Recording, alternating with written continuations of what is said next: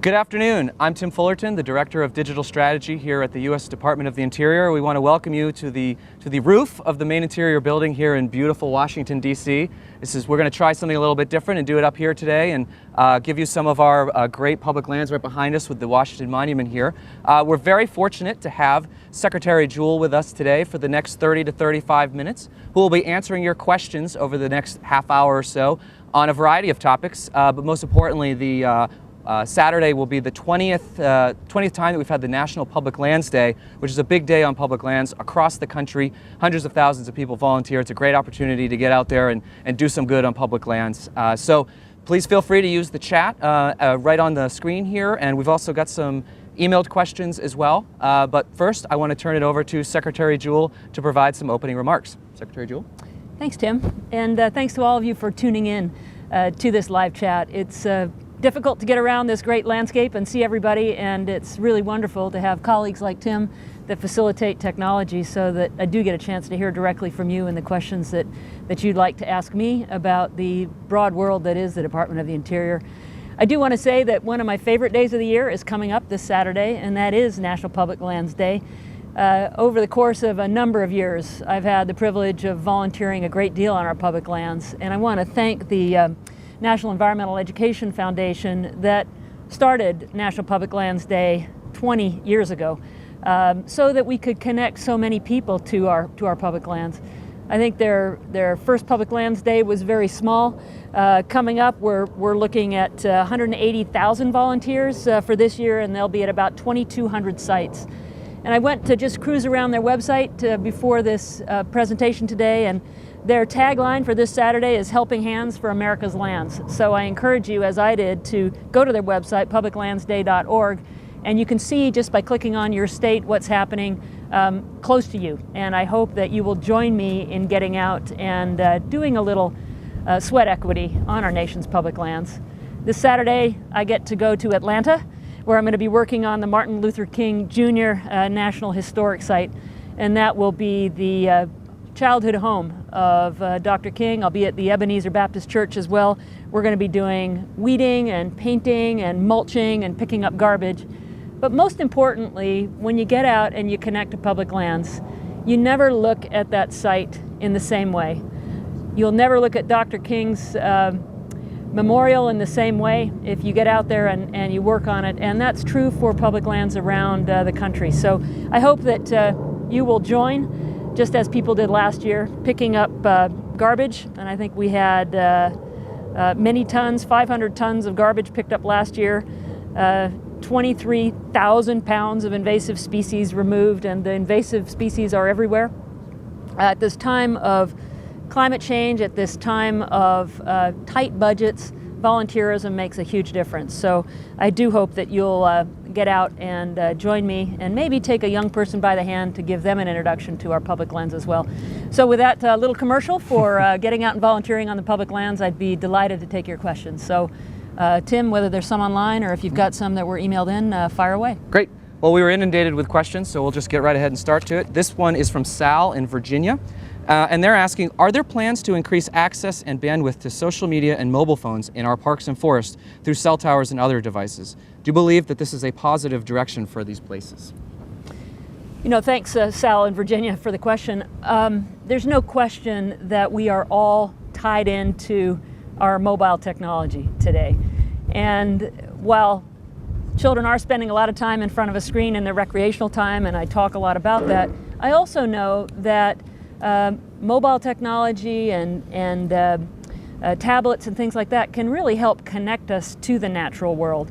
So one of the things that we're seeing in a number of national parks, for example, and wildlife refuges, is interpretive information that is place-based and tied into GPS satellites that help you understand what you're seeing. And the National Mall that's behind me here is one such place where you can learn about history based on where you are with a good mobile connection.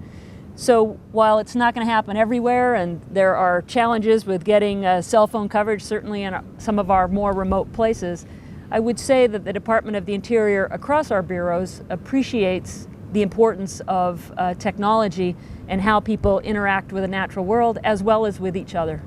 And sometimes even when you're sitting listening to an interpretive message on your phone that's based on the place, you'll find people gathering around to listen to that same message, and it helps our resources go farther too. So I think it's a good call out and something that we're definitely investing in where the budget allows. Great, thank you, Secretary Jewell. And I'll just add that if you're out on our public lands this Saturday and you're using your phone to take photos to share with your friends and family, please use the hashtag NPLD20 so that we can get out the word further about this great day. So the next question, we're going to shift to the budget question that's on a lot of people's mind right now. And we've got a lot of questions on this, but this one's from Rachel in South Dakota. And she is asking, what can we, the citizens who love these public lands, do to keep these places open and well-funded? Well, I appreciate the question, Rachel. It's certainly been very challenging in the just under 6 months that I've been here. Department of Interior, as with every other federal agency, has been operating under a continuing resolution with a sequester that has forced budget cuts across the board.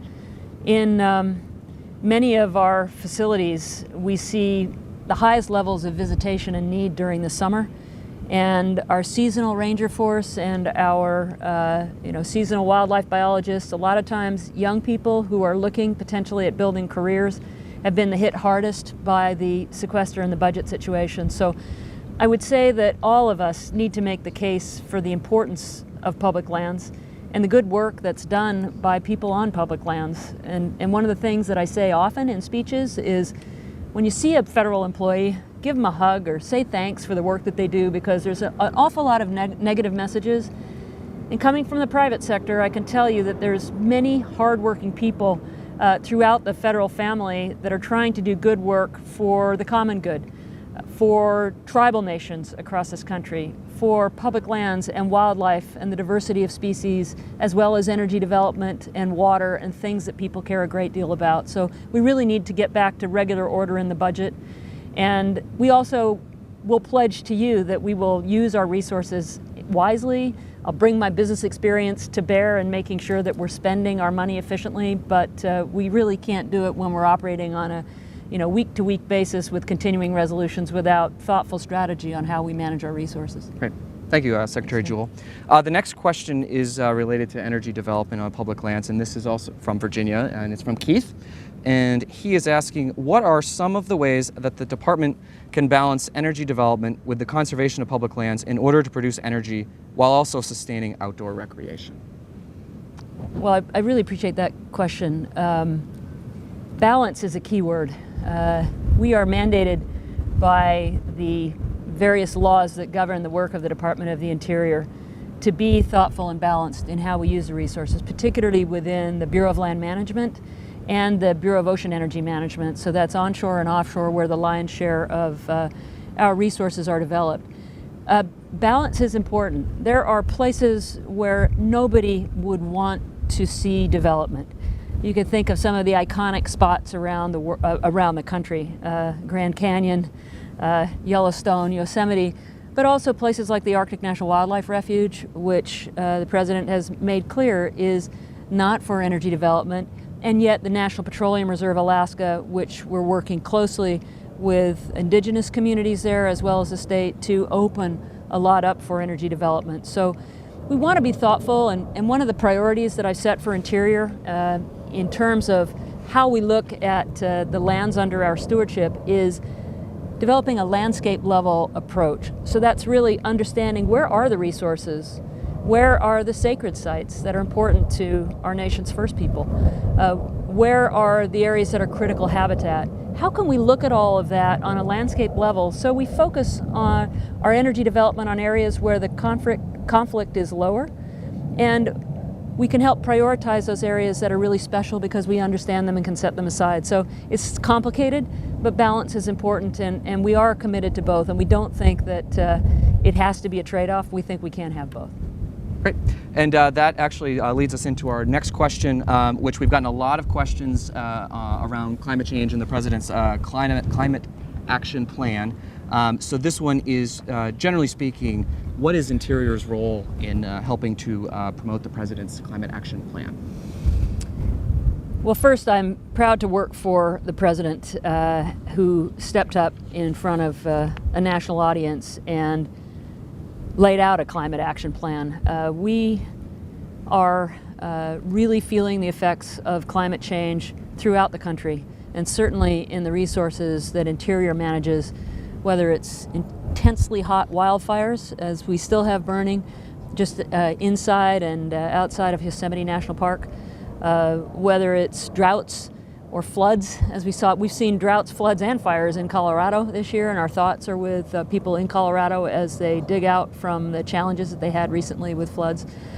We do have challenges in water supplies, too much water in some areas and droughts in other areas. So what's Interior's role? Multiple roles, as you might imagine, with 1 in 5 acres of land in the United States. One is to power our future in new ways. So my predecessor, Ken Salazar, and his team did a fantastic job of standing up renewable energy projects and permitting 13 gigawatts of renewable energy since 2009 on public lands. These are projects that can really help power ourselves into the future with renewable energy sources, and they're being done in ways that really pay attention to what are the conservation ideals on the landscape, as we're doing, for example, in the Mojave Desert, to thoughtful management of conventional and unconventional fossil fuels, and working with industry to develop those and do them in more effective ways in terms of reduced carbon and for the energy output. So certainly renewable energy, certainly conservation of resources, and preparing our country and our landscapes for the realities of climate change. Just a quick example, if I might, Tim. Hurricane Sandy, huge devastating impact, obviously in the northeastern part of our country. But what we learned from that, and we can help share those lessons, is what Mother Nature knows about resilient natural infrastructures and the ability to take the lessons from Mother Nature and apply them ourselves. So we will be doing that in Hurricane Sandy mitigation. We'll be using young people. We're using it as an educational opportunity to show communities where hardened infrastructure sometimes was worse for the structures behind. Soft green infrastructure sometimes was better for structures behind, and how can we learn from Mother Nature and apply those lessons to the future? So there's just a lot going on around climate change at Department of Interior, and we have lots to learn and to share. Great.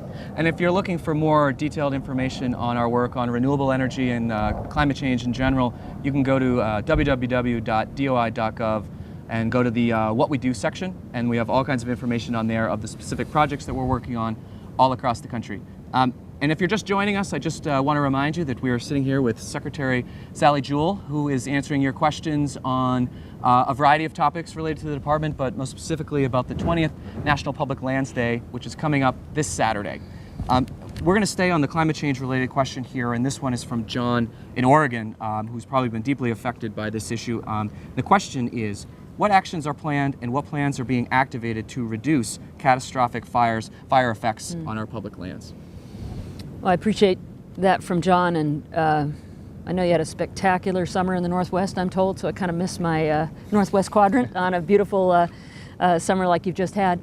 Wildfires are a huge issue and a growing issue across the country. We have been working with your Senator, Ron Wyden, and with others on Capitol Hill and within the administration on a longer-term fix for wildland fires.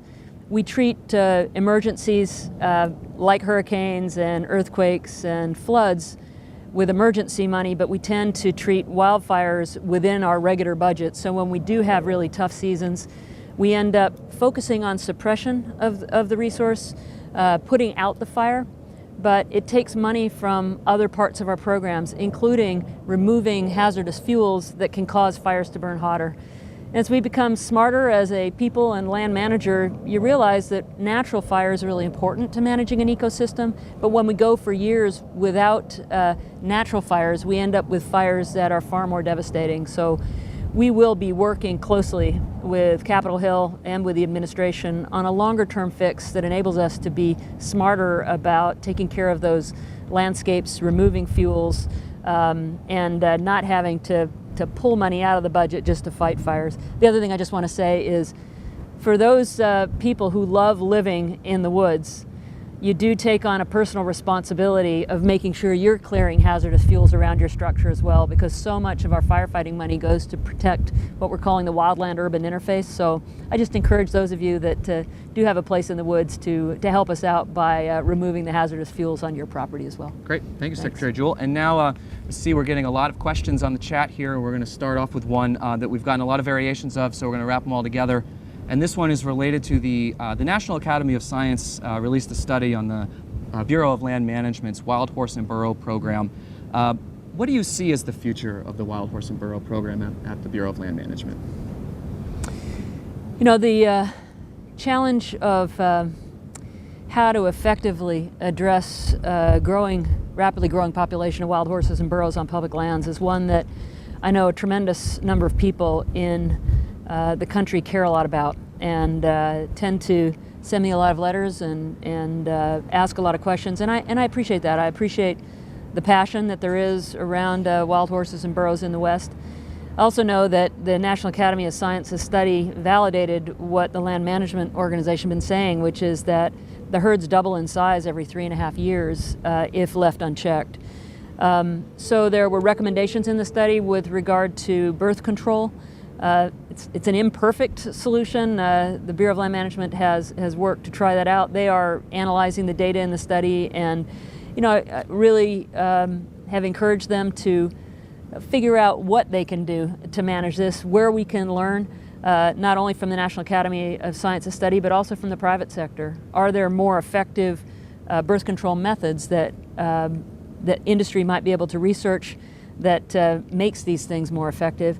And I'd also say that we have a very active adoption program, so that if we are challenged by the number of wild horses and burros, we'd love to find good homes for them, where they're expanded beyond that federal range into the private sector. So for those that are passionate about it, I encourage you to think of constructive solutions in this time of constrained resources.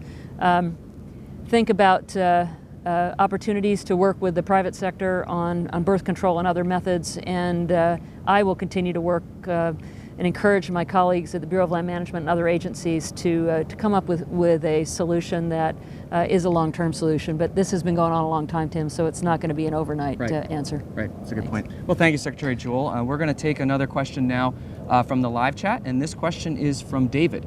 And his question is, what are the DOI priorities with working with tribes in regards to trust lands and sharing GIS data with tribes to restore tribal homelands? Well, thanks, David. I appreciate the question. I am very committed to upholding our trust and treaty obligations to tribes. We have a very active effort going on around the Cobell settlement to make sure that we accelerate land into trusts, and I think that you'll see ongoing announcements about which areas we're focusing on as we take our resources and concentrate them to getting that done and getting it done within the time frame that's identified in the Cobell settlement. I do know that we don't have a proud history and tradition as a federal government of policies that have been helpful to Indian country. In fact, sometimes the opposite. With President Obama's commitment, with my predecessor, Secretary Salazar's commitment, with the new White House Council on Native American Affairs that I'm chairing at the request of the President, but involves just about every cabinet agency, we're making sure that we're bringing the whole federal family to the table to understand what we can do as various agencies to help support and engage in a way that tribes want us to. So self-governance, self-determination are very important. To the question around GIS mapping, and I'll quickly touch on that, we are at a time in our history where we have great capacity to leverage mapping tools on a nationwide scale. One of the priorities that I've laid out, in addition to strengthening tribal nations, is around a landscape level understanding and using GIS tools to do that. So I think if you have specifics on how it might relate to trust lands, we'd be delighted to see that. Landscape level data and GIS mapping allows us to get down to a pretty granular level. And the USGS, which is also part of Interior, is the so the focal point for these GIS mapping tools on a nationwide basis, and they will be working with tribes. So it's a great suggestion, and I will definitely encourage my colleagues that are doing the land transfers to take a look at how we might be able to leverage those tools. Great. Thank you, Secretary Jewell. And again, I just want to remind everybody that we're here with Secretary Sally Jewell talking about National Public Lands Day. So we're going to move on to another question that is related to National Public Lands Day. And this is from Jim in Connecticut. And he is mentioning that not only is Saturday National Public Lands Day, but is also the 41st anniversary of National Hunting and Fishing Day. And his question is, with access to lands becoming more and more difficult, do you have any plans to expand access to public lands to provide America's 40 million sportsmen and sportswomen more opportunities to enjoy America's great outdoors? Well, it is a National Hunting and Fishing Day, and I do hope that if you're not working on public lands, or if you are, you might be able to combine both with a little sportsman's activity. Sportsmen and women have been a cornerstone of conservation for many decades. I think Theodore Roosevelt, a great sportsman and a great conservationist, really recognized that healthy ecosystems are critical to having species that do fuel the great American pastime of hunting and angling, and also connect us to the landscapes in ways that are very natural for us as a species. So in my prior work in the outdoor recreation industry, I can tell you that broadly speaking, outdoor recreation is a huge driver of our economy, something just under $650 billion a year. A good chunk of that is from the hunting and angling community. So thanks for the call out about National Hunting and Fishing Day. I hope that people do enjoy this, and access is a very important part of what we're committed to doing. One little congressional tool that has been very, very helpful for nearly 50 years is the Land and Water Conservation Fund. That is something that has been very, very helpful in enabling us to buy easements, for example, across private land, or sometimes outright purchases of land that are critical for habitat and for sportsmen's activities. So I encourage you to share your support of the Land and Water Conservation Fund, to take a look at what it might do within your own state, both the stateside program and the national program. And if these things are important to you and access is important, to continue to make the case, as I do, to our elected officials, that it's important that we support this fund as we've requested actually in the President's budget for 2014. And the only thing I would add is there's a site called recreation.gov that has a lot of fantastic opportunities both for hunting and fishing, but also just enjoying America's public lands, no matter what you're interested in, hiking, biking, camping, you name it, all of it is at recreation.gov, so check that out today. All right, we've probably got another 5 or 6 minutes, so if you've got a final question, feel free to send them in, and we're just going to keep rolling along. The next one is from Harry in Colorado, and he asked, we have heard a lot about the 21st Century Conservation Service Corps and how it will provide jobs and service opportunities for thousands of young Americans and veterans who work on public and tribal lands and water. Where does this fit within your priorities, and when would you expect to launch such an effort? Well, I appreciate Harry's comment on this. I am very, very committed to engaging our young people to public lands. The Civilian Conservation Corps, back during the Great Depression, a time when we were in much worse shape than we are now, certainly economically, was a time when our country chose to put people to work and did it in a way where they connected them to public lands that we still enjoy today. And for those young people who went to work on public lands, they never lost that connection to place. So this is a different time and place, but we do have a network of conservation corps all over the country, because I've worked alongside a number of them on service projects. The 21 CSC or 21st Century Conservation Service Corps is going to be different because we're in different times. It will be, as it is now really, working alongside organizations like the Student Conservation Association and other core network members around the country that know their communities and connect people young and old to those public lands in areas that make those federal, state, or local dollars go so much farther. This weekend, National Public Lands Day, is a great illustration of one day is actually being done 365 days across this country in engaging people to environmental stewardship. Interior plays a major role in this. We have the public lands.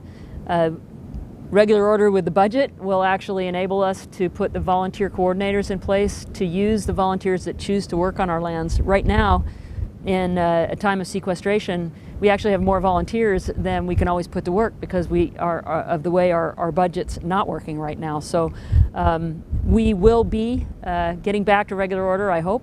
We will be focusing on how we can lean into the communities. And I know from personal experience that when people, especially people that have very little connection to public lands, get out and work on those lands, build a trail, build a structure, clean up garbage, remove invasive species, that not only do they understand that landscape, they never look at it the same way. They go to that place and they'll look for the tree they planted, they'll look at the land that they cleared, they'll look at the building that they worked on. And I can't think of a better way to engage America's young people than that. And a few of them will get jobs at Interior, and we want to bring back more youth hiring than we've been able to do in the last year because of the budget situation. So I am hoping we'll get past some of the craziness that's happening around our budgets in Washington, D.C., and when we get to regular order, this will absolutely be a priority for me. Great. And just as a reminder, if you're interested in volunteering this weekend, there are events all across the country, and go to publiclandsday.org for more information on activities that are right around the corner from you. So the next question, as we keep moving along, is from Carl in California, and his question is, what is the department doing currently to increase access to the disabled to our national public lands? Appreciate the question from Carl. There's no question that we want our public lands to be accessible and feel welcoming to all people, Americans and visitors alike. And we know that accessibility is really important to a good part of our public that can't access all of our lands if we don't make them accessible. So it's very important. It was just today, actually, getting an update from the National Park Service on some of its efforts around fixing up a crumbling infrastructure, what's needed to do that. And one of their high priorities was, in fact, around access and making sure that things are ADA accessible. So it is a priority. It also takes money. So all of those things working in concert, we're trying to make sure that the facilities are welcome and accessible, and that's certainly going on in all of our land management agencies. Great, thank you. Well, we have time for 2 more questions, so I'll just keep going here. The next question is from Audrey in Florida, and her question is, of the 15 cabinet level departments, Interior ranks on the lower side for diversity in the workforce. Why is that, and how do you intend to correct it, as diversity begins with top management? Well, thanks, Audrey. If this is my friend Audrey in Florida, I really appreciate her commitment to diversity in so many areas. It has been interesting to come into the Department of the Interior, and it may surprise folks out there, but I have sensed a very deep commitment to diversity and inclusion at every level across Interior. We don't have as much diversity as the nation in the Department of the Interior. We don't have the broad American public enjoying their public lands in relation to their makeup of our population. I believe strongly that public lands need to be accessible and welcoming to the whole public. And part of that is, what is the face of the Department of the Interior that is greeting people as they come to these facilities? What is the face of the senior leadership of Interior that is creating role modeling and aspirations so that people do say, this is a place that I'd like to bring my talents? Over this last week, I have had opportunities to dig in on this topic with a number of folks both inside and outside Interior. As I've gone around the landscape and met with wildlife refuge managers, national park superintendents, BLM state directors, and otherwise, I have sensed a very consistent commitment to increasing the diversity of our workforce and making sure that our country is more reflective of the population.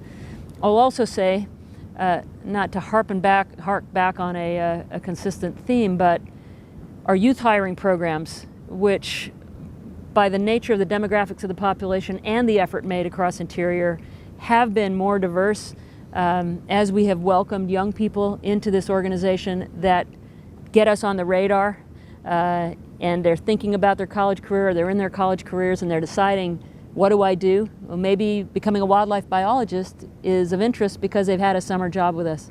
Maybe becoming a park ranger is of an interest, or a land manager. Those programs have been disproportionately hit in the last year, and that is, we've just got to get past this so that we can do what you expect of us, Audrey, and make sure that when we're hiring, we are reflecting the country, and when people come and visit our sites, they see people that look like them, and that understand the history and culture that is so rich here. So all of it's very important, and I certainly sense a commitment of my colleagues here at Interior. Great. Thank you, Secretary Jewell. And we have time for one final question, and this one is from Terry in New Mexico. And this is a question related to urban refuges and parks. And can you speak about your vision for these urban refuges and how you see them meeting the administration's goals of getting more people outside?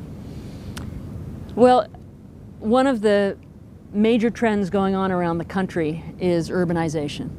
Whether we like it or not, it's actually happening around the world. People are moving to cities.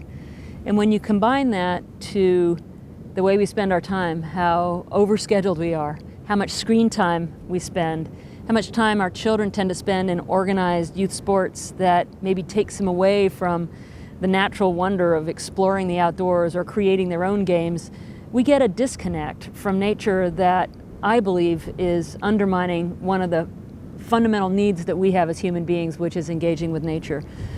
Urban parks and refuges, city parks, natural areas, vacant lots, all of these things are really, really important to a child's healthy development. Children will invent games if you give them a chance. Children will resolve their own conflicts. You don't have to tell them to resolve them if they have a chance to do that. And nature is the best classroom for so much of what we need as adults in living together in a civil society. So I think urban parks and refuges provide a great feeder system to appreciate the national wildlife refuges, the national parks, the vast lands of the BLM. Even in Indian country, in tribal areas, finding opportunities to connect our children to nature that may be close by is really important to history and culture and childhood development. So whether urban, rural, tribal, connecting young people to nature is critical, and making sure that it's close to home, perhaps accessible with public transportation, someplace that families can take them is really important. So for all of you listening, because I think we're about to wrap up, I just would encourage you this weekend to take a little person by the hand, borrow one if you don't have one yourself, get them out into the public lands. If you can get them to pick up garbage with you or do a little work for National Public Lands Day, all the better. But connect our little people to the green world that we are all a part of, so that they can, in fact, care for these places that are so special and I think critical to our health and well-being. Great. Well, thank you, Secretary Jewell, and thank you everybody online for tuning in today for our special National Public Lands Day chat with Secretary Jewell. We got some really great questions, and we'll be posting this chat on our YouTube channel and on DOI.gov in the coming days, and it will remain on live stream over the next couple of weeks. So, Secretary Jewell, do you have any parting remarks, or are we good? You know, come out and play on Saturday, do a little work, publiclandsday.org, Yep. Tell you where to go in your own state. And gosh, whether your weather is like this that Tim and I are enjoying here, or whether it's pouring down rain, the natural world is what we're all a part of. So I encourage you to get out and enjoy it. And again, if you see a federal employee at a national park or a wildlife refuge or with the U.S. Geological Survey or the Bureau of Indian Affairs, just thank them for what they do, because it's not easy to be a federal employee, but our work is really important. Thanks a lot. Great.